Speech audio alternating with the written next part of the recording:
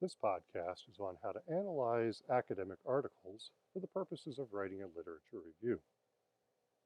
The literature review, again, allows us to organize our thinking about what it is that scholars have discovered about our research topic, in particular, what they have been able to find about our dependent variable of interest. The literature review should focus on articles, books, book chapters that are relevant in terms of focusing on the same dependent variable that we are interested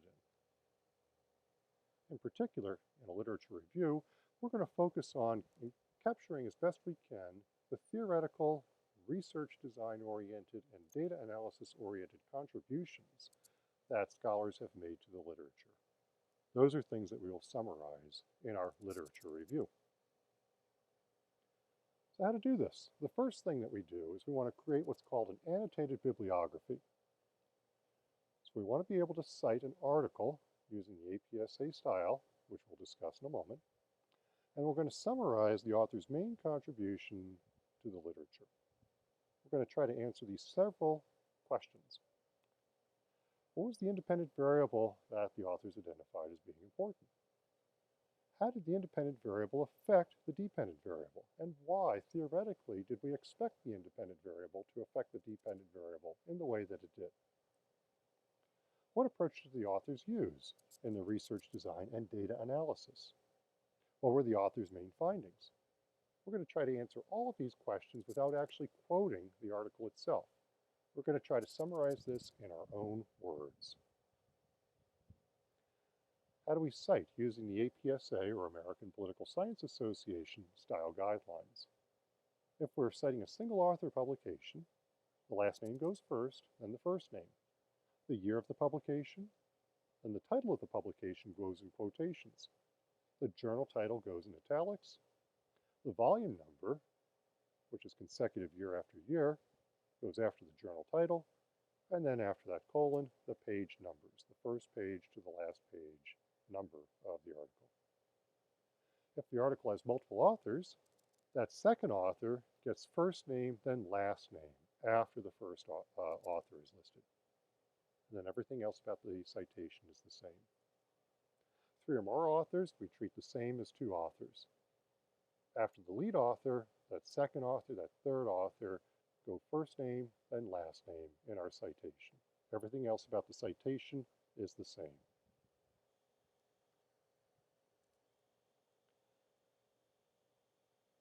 How do we gather this information?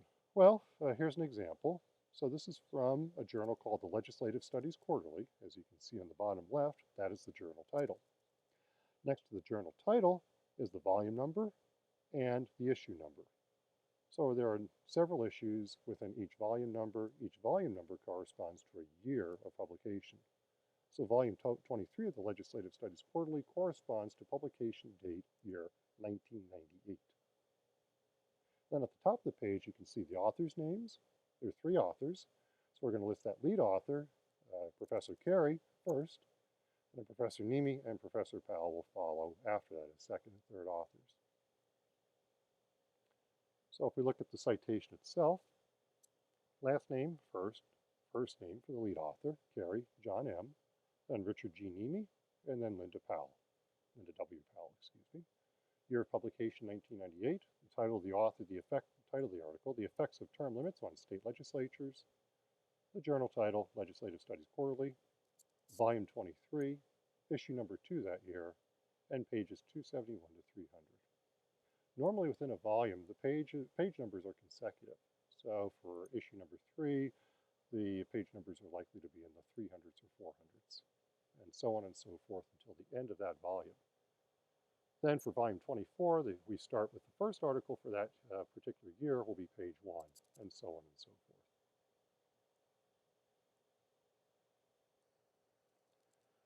So how do we write an annotated bibliography? Well, you can see an example. It's a paragraph, so several sentences, but not too long. And the idea, again, is to note the theory, the research design, and some of the findings. So the theory we spend a lot of time on in this particular paragraph. We're trying to figure out the motivations of state legislators in particular how term limits affect them. So term limits are the independent variable, and legislators' behavior is the dependent variable. So if there are term limits for a legislature, the theory is that the legislators will spend less time with constituent interests because there's only a limited amount of time they're going to be in office.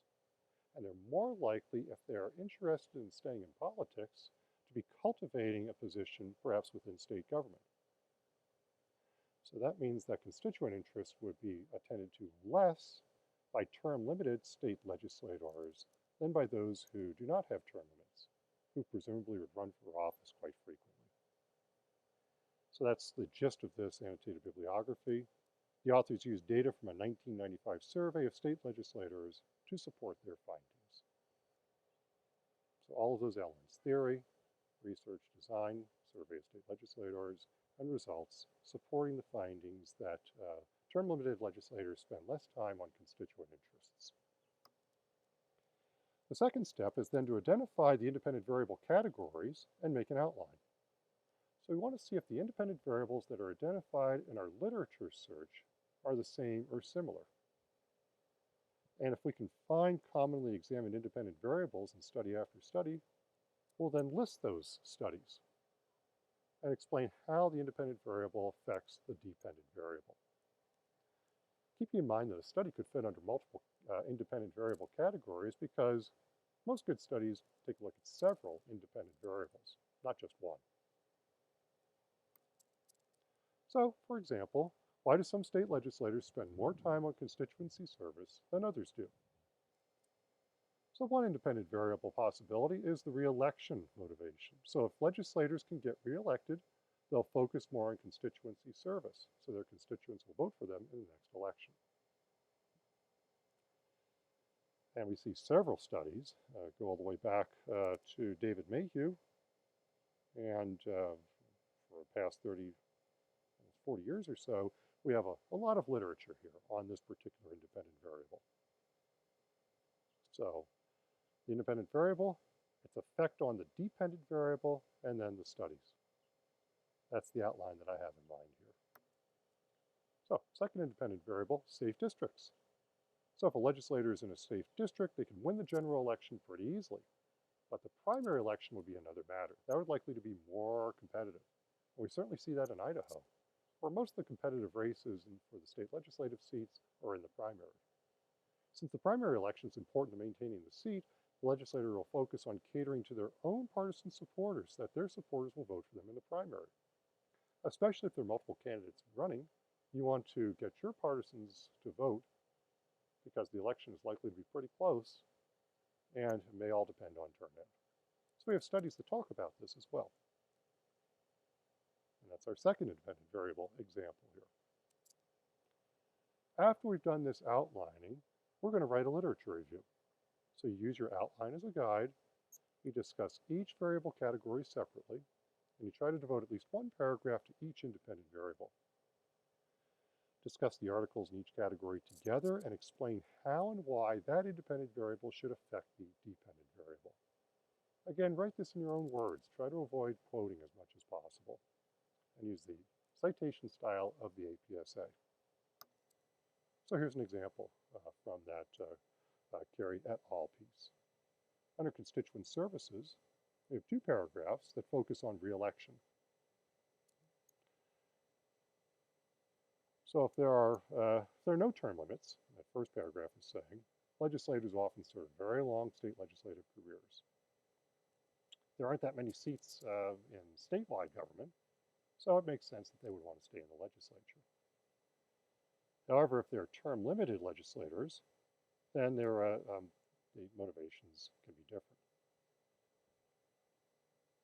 Now, for career politicians to maintain these legislative careers, they must have constituency service. They must appeal to their long-term voters with a long-term relationship.